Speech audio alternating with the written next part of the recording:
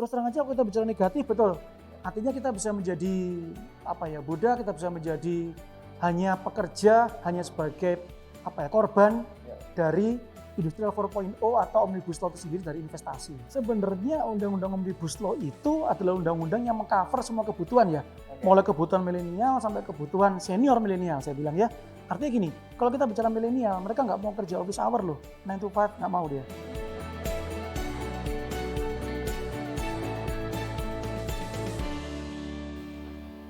Selamat mereka balik lagi bersama dengan saya Mal Bastian di Glam Talk episode kedua membahas Omnibus Law, masih bersama dengan Pak Hugo Bayu Ferianto. Beliau adalah CEO Interactive Trade Group dan juga ini ada tambahan Direktur dari Inspire Management Consulting. Betul. Oke, luar biasa. Nah, ini sebelum kita lanjut lagi, sebenarnya katanya ada seminar.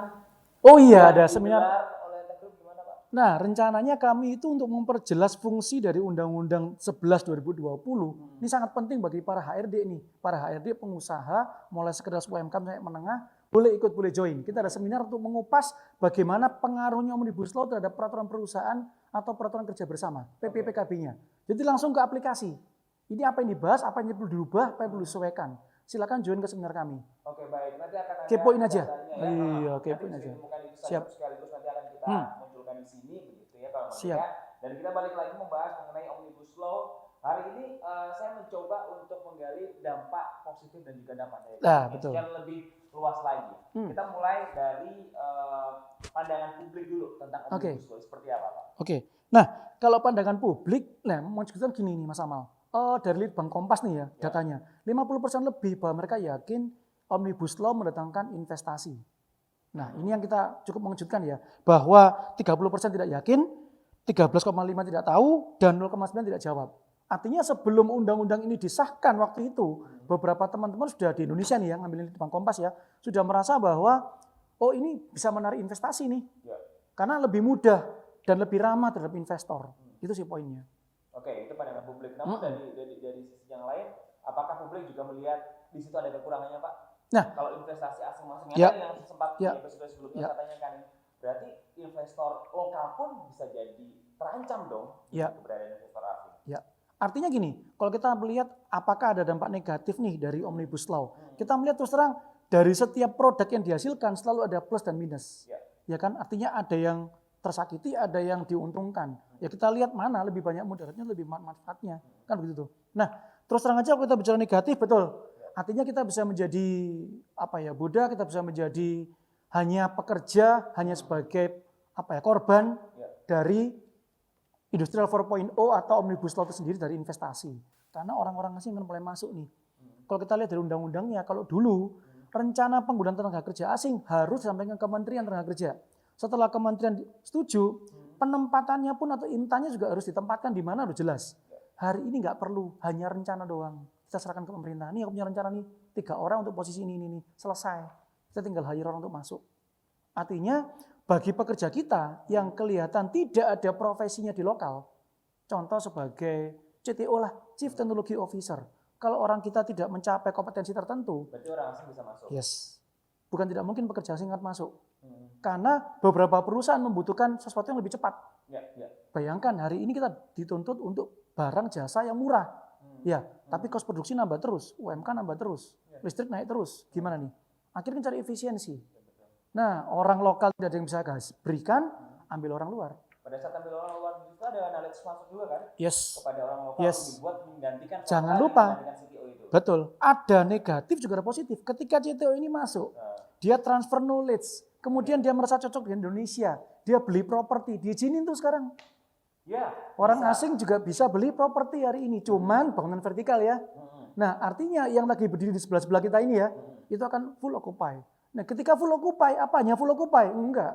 Bisnis makanan lokal. Bertumbuh. Jangan bisnis makanan lokal aja. Bagaimana dengan referral? Orang asing mau belanja, ngapain pergi ke negaranya? Di sini udah belanja. Ekspatriat di mana-mana. Yes. Pemasukan untuk negara. Yes. Belum lagi. Iya, saya kalau bicara masalah pernikahan beda negara juga mungkin terjadi kan? Dengan banyak orang asing, banyak orang lokal, ada chemistry, why not? Oke, menggantikan genetik muda. Next, kita menuju ke masalah setuju dan tidak setuju. Yes. Setuju 5 undang-undang digabung jadi satu menjadi Omnibus Law. Bagaimana proporsi setuju tidak setujunya masyarakat Nah, kita? kalau proporsi setuju nggak setuju, istilahnya 60% lebih setuju itu digabung terus disederhanakan. Cuman pertanyaannya waktu ketika dia melaksanakan survei ini, Undang-Undang Omnibus Law belum jelas posisinya. Jadi banyak hoax. Terus terang aja Mas Amal, waktu pertama kali didiumumkan di bulan apa tuh ya, Oktober September, itu keluar hoax yang sama dengan pasal yang sama. Sehingga ketika keluar tanggal 2 November didok oleh Pak Jokowi, keluarnya beda. Teman-teman buruh udah demo sebelum-sebelumnya tuh. Artinya ada beberapa yes. Ya kembali lagi ke kepentingan politik ya. Baliknya seperti itu. Sehingga waktu itu dia setuju ini karena dia belum baca. Tapi dia optimis nih dengan Omnibus Law, semua akan disederhanakan. Sudahlah kita jangan tutup mata lah. Kalau kita bekerja secara profesional di suatu industri, ketika suatu perusahaan akan berdiri, itu akan izin ke lingkungan, akan izin ke RT RW yang paling kecil deh, kelurahan apa segala. Semua harus lengkap. Kalau nggak lengkap, polisi datang, dinas datang, dapat surat, dapat teguran, dapat apapun, pusing. Artinya ada yang kelewatan, ada yang nggak kelewatan. Nah dengan Omnibus Law, mereka semua berharap bahwa segala sesuatunya mudah, segala sesuatunya satu undang-undang. Itu ada 1148 pasal dalam situ. Silakan dibuka, silakan dibedah. Dan harus dibaca semuanya. Jangan cuma dari yang bahaya. Silakan dibedah, silakan dibuka. Yang hanya fokus Ya. di garis bawah yang dijadikan poin untuk unjuk rasa gitu ya Pak ya. Oke, kita fokus untuk lebih mengenai poin ini yaitu mengenai Omnibus Law RUU Cipta Lapangan Kerja. Ya.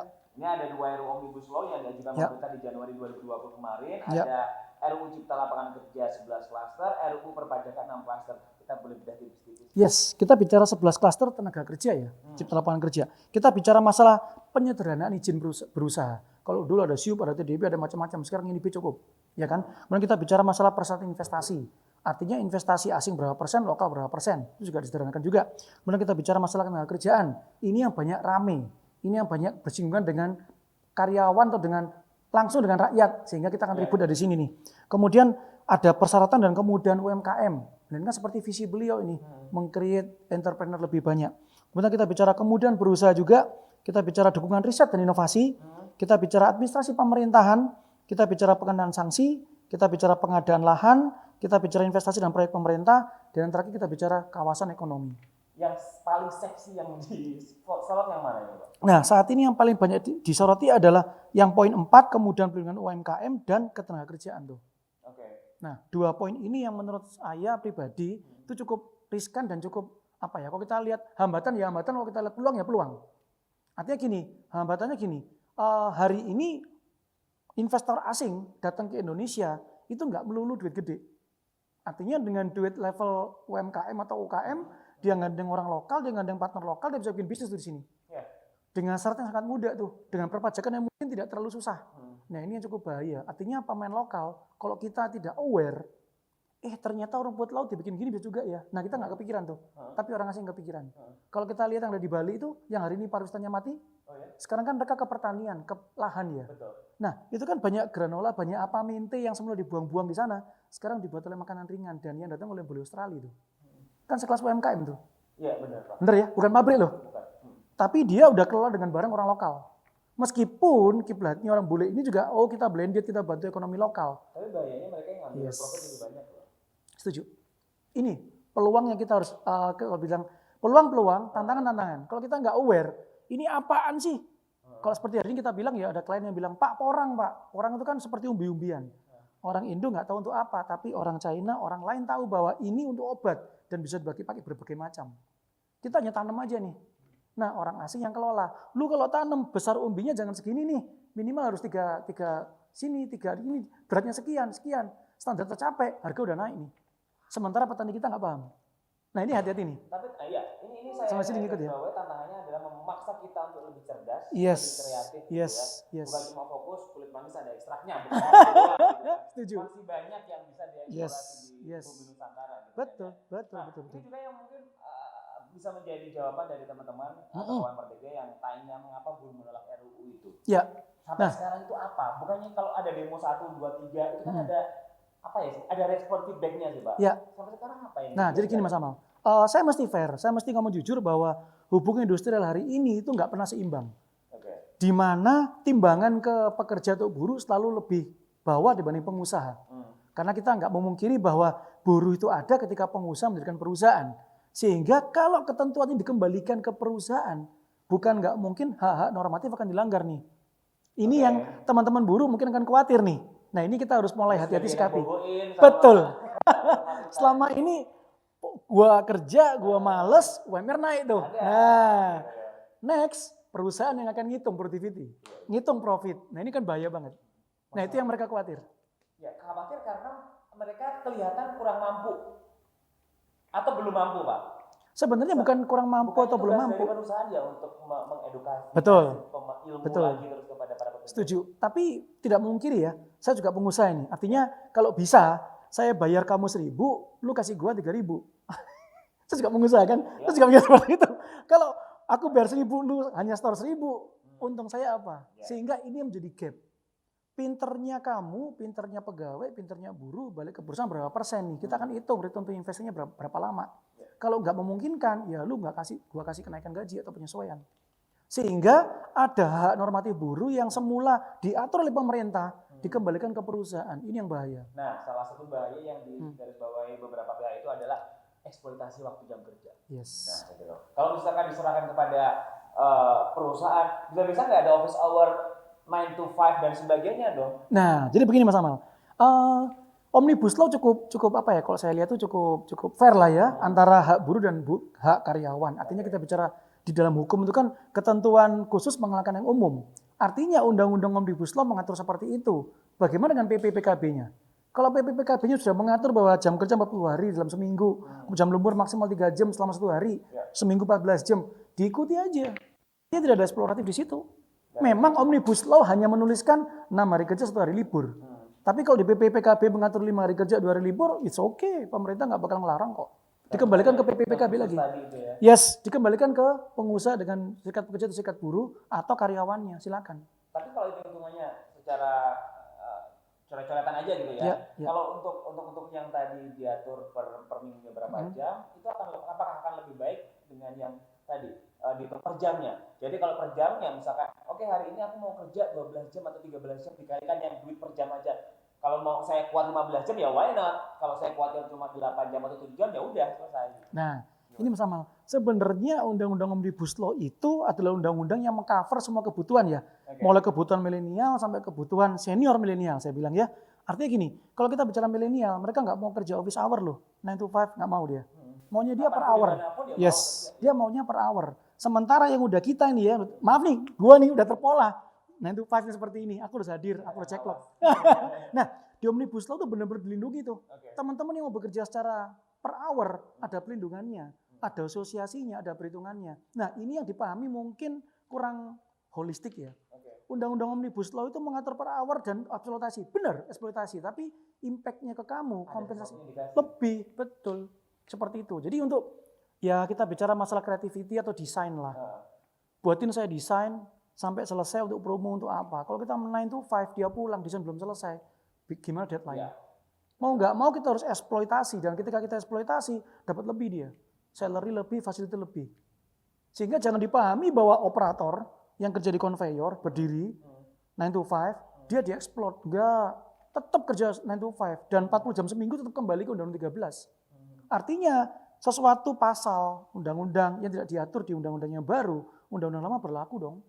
Tetap 40 jam seminggu.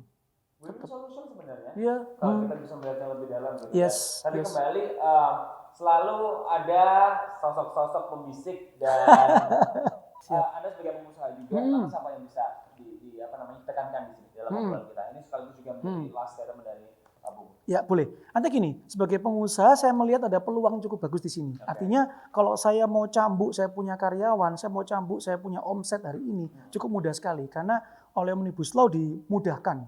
Tidak harus bayar tinggi, tapi output yang masih kecil-kecilan dan kita yang ngotot, itu nggak harus seperti itu. Kita bicara apa ya, ibaratnya lu beri, gua kasih. Itu yang kita ada peluang yang dimana kita bisa nego ulang dengan para pekerja kita.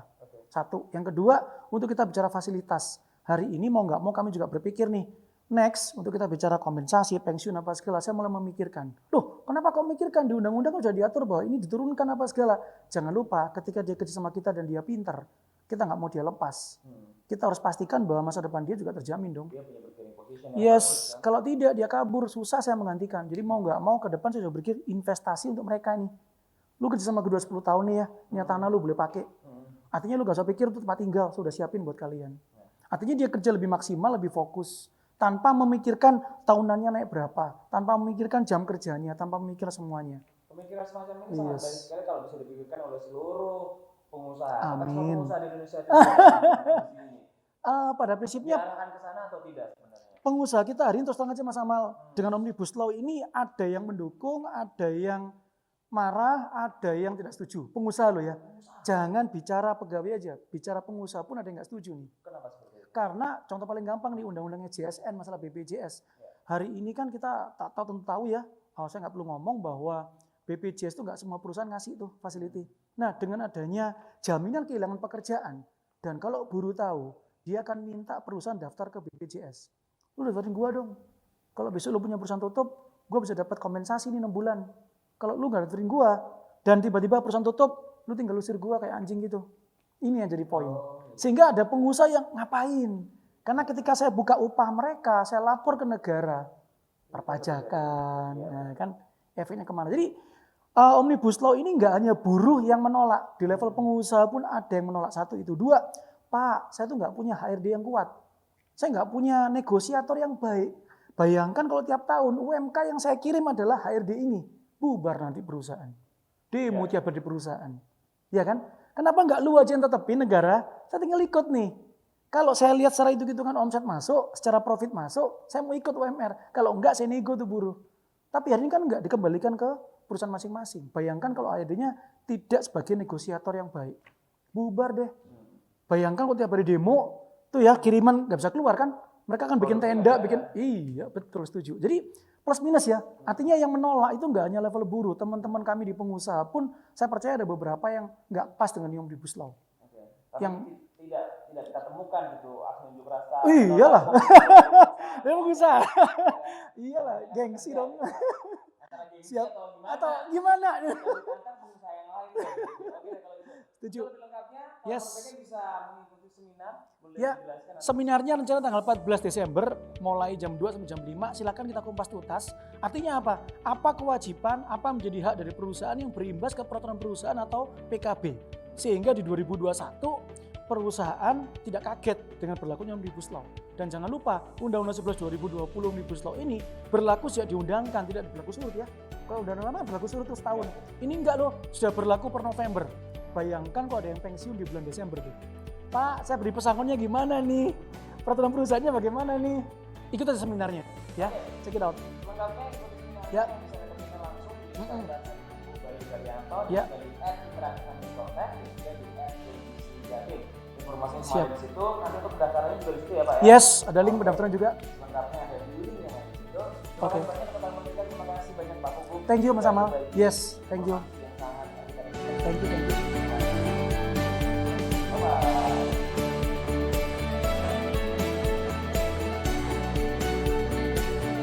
106,7 Merdeka FM, musik terbaik 90-an hingga kini.